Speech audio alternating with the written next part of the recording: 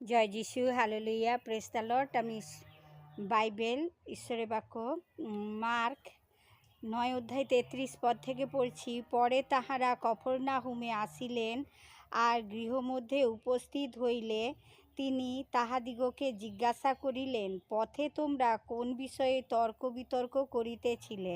তাহারা চুপ করিয়া রহিলেন, কারণ কে শ্রেষ্ঠ পথে পরস্পর এই বিষয়ে বাদানুবাদ করিয়াছিলেন। তখন তিনি বসিয়া সেই 12 জনকে ডাকিয়া কহিলেন, কেহ যদি প্রথম হইতে ইচ্ছা করে, তবে সে সকলের শেষে থাকিবে ও সকলের পরিচারক হইবে।